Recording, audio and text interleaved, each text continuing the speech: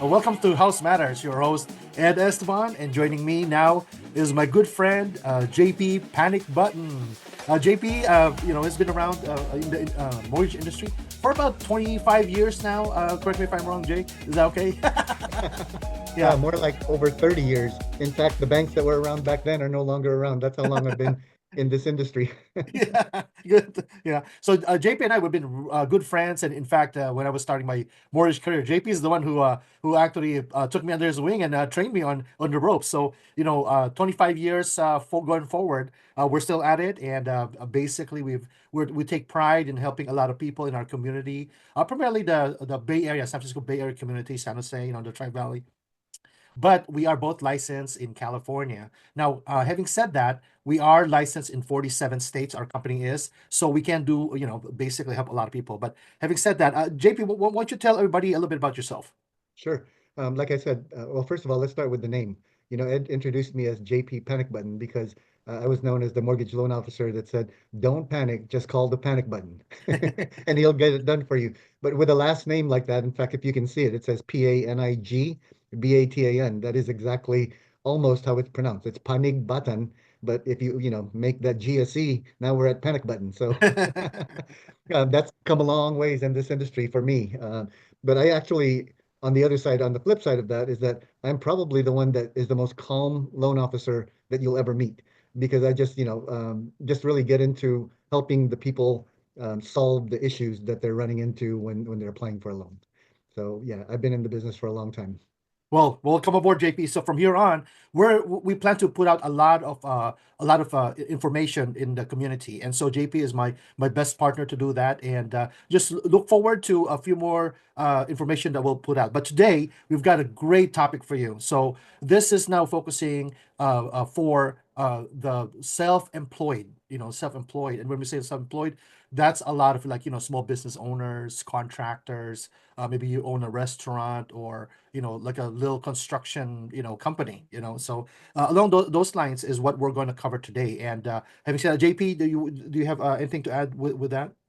Yeah, in fact, it's a challenge. Anytime, I used to work for a lot of the major brick and mortar banks, and anytime I hear someone say, "Well, I don't have any W-2s, I'm self-employed," I start to cringe, like, "Oh boy, we're not going to necessarily fit into that box that the banks like." So, a lot of people always say, "How do I qualify if I'm self-employed or I'm an independent contractor, getting 1099?" And that's what we want to hit today and this information, by the way, is we want to just educate people that there are options out there that sometimes no one even knows about. And that's what we're here to do is give you that information so that you know that you do have options, even if you're self-employed. Right. Thank you for that. And actually, you probably see on the screen right now, and I just enlarged it, is basically, we want to help you simplify, this mortgage maze. There's a lot of information that's floating out there, but there's also a lot of misinformation. So we wanted to give some clarity to that. And our goal today is to help you, the self-employed, the independent contractor, the small business owners, to understand like how it is that you can qualify for a home loan. And that's what we specialize in, is to help you if you don't have a property yet. That's where we're going to help you describe. So having said that, these are the topics that we're going to talk about. As self-employed, we all know that it's hard to prove income because we hardly have pay stubs to ourselves, and this is not the stated income that you hear back in the days where there's a lot of ninja loans coming around. This is not it. It just means that no pay stubs, no tax returns. Basically, those are the main two things that are the traditional way of measuring income. And we do understand that, when it comes to tax reporting, we do report discretionary income. And you know how that works already, without having to talk about it in greater detail. Now, we do have some qualifying information that we're going to touch on today, but we want to just talk about the components of it. And then we'll do a little dive on each item. So we do like to have credit scores that are 700 and above, preferably. Okay, we're gonna need 12 to 24 months bank statements, and we'll tell you, why that is. We need strong compensating factors because we're now going into non-traditional loans that even the banks don't have this type of loan. It's proprietary. So strong compensating factors, which are primarily, your reserves. We want to identify liquidity, financially, and depending on the type of industry that you're in, we may or may not need financial reports. So let's do a deep dive on it. So, JP, you want to tackle the no pay stubs, no tax returns? Yeah. So when I used to qualify, as I said, people that were self-employed, we had to document you to death. We needed the last 2 years tax returns, and a lot of times the underwriters would want them to be audited tax returns. Obviously you don't have any pay stubs, but we had to literally get every piece of documentation we can to prove that you make that income. And as I mentioned, to a lot of my clients, you may have a creative tax accounting person, but that doesn't help you on this side if you're trying to qualify for a mortgage, because the underwriters only give you credit for what it shows on your tax returns. So that's the challenge, right? Um, yeah. So go ahead, Ed. Yeah. So, yeah, you're right about that. We don't pay ourselves, as self-employed, and we only dip when we needed to, and we all know that. And the tax returns are going to be tough. So, for example, I have small business owners that are actually they're millionaires, Mhm. but because of their operation, they only pay themselves when they need to. So the money comes and sits in the bank account, the business bank account, because they know, like, a great 80-90% of that is reinvested back into the business. And so that's kind of hard to track. So we understand that they do tax reporting, with their discretionary income. Now, let's talk about your credit report, credit score. Okay. Now, there are challenges there if your credit score is 680 and below, because since this is non-traditional item or non-traditional loan, basically we need to prove to our investors or our lenders that you're good for it, that and a reflection of that is to have a good credit history, which then would be 700 and above would be the preferred credit scores. Okay. And then, with that, what are the other forms of, documents that we will need is 12 to 24 months bank statements. How we measure income there is primarily, the deposits. And I understand that there, depending on the nature of the business, there could be different ways you're getting paid. It could be by check, it could be by Zelle, it could be wire transfer, it could be by, PayPal, and so on and so forth. But the bank statement will capture all those deposits. Now, mind you, and more of a caution is that the transfers between two bank accounts, meaning your account, you have a checking and savings account or personal account. If you're transferring money back and forth between those accounts, those are not regarded as income.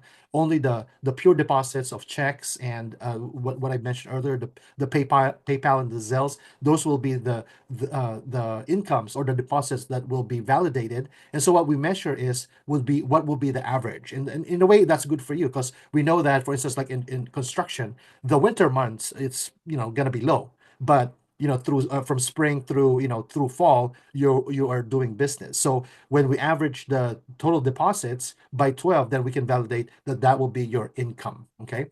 So but again, strong compensating factors will be required. And JP, you want to touch on that a little bit? Yeah, sure.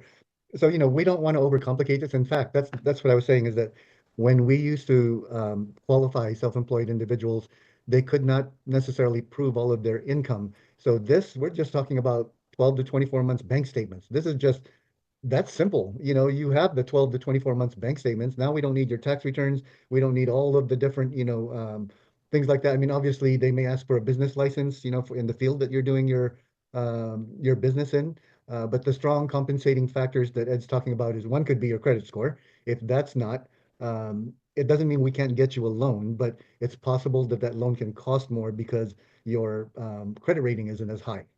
So my wife worked as an underwriter when Ed and I were in the business a long time ago, and she said, that what they look for is are they willing to pay? Can they pay? The can they pay is the income, and how do they pay? That's your credit report. When there are any kind of little lates and things like that, and it affects it obviously, and we all know that.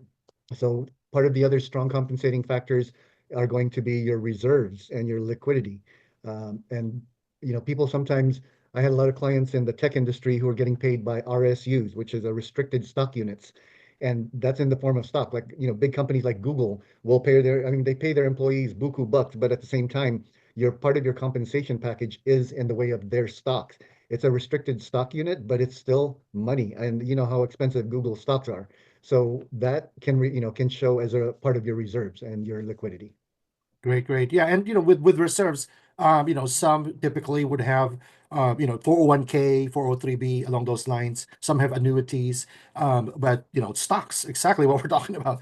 Stocks, yeah, you're trading and it's in your Schwab or Vanguard account, but we will not ask you to liquidate them if not necessary. It's more of reserves. Again, a show of financial strength is you have some reserves other than what's in your bank and personal account. Okay, so those are actually given a whole lot of weight because it shows stability, and that's what we're after. JP and I actually we're trained underwriters too, so we know it. Sorry, we know it upfront if you're going to qualify or not. And also we can validate things where if we ask you for some documentation or areas that may need some help, we know that upfront. So we can basically advise you on what to do. And sometimes it could be just a matter of like, hey, on your court report, we saw that you might need, to pay down this or a couple of other things. Is sometimes we say, oh, I've got a 20,000 credit line on my, on my Chase account. And you're so proud of that. But then you load it up to 90%. That's not good too, right? So as a lender, we want to make sure that you're not strapped or you're not in the brink of like going over your credit limits, and we'll advise you when it comes to that. Now, having said all this, we are having a 90-minute online workshop that's happening in the next couple of weeks. And we would like to invite you to that free 90-minute online. And we will have a link. You can see the link. I'm posting it at the bottom of the screen. That will, when you click on that, it'll just basically bring you to register your name, your email, so we can communicate with you, and your mobile phone, so that we can text you and send you reminders. Again, we are not about bugging people. We're about educating people. Now, so what to expect on that workshop is essentially we're gonna touch on these topics again, but now it could be really specific to construction business owners or restaurant and so forth. You can ask questions, and so we can do a deep dive, and then at the end of that we can do questions and answers, and then we will guide you to an application. So, and of course, all this has to do with timing. If you're looking to really buy and become a homeowner real soon, we can help you. JP and I can help you. Okay, so again, we want to invite you, and we're looking forward to meet you really, really soon. JP? Yeah, we will see you there, and we have a lot of good information that we'd like to share with you. So stand by and sign up.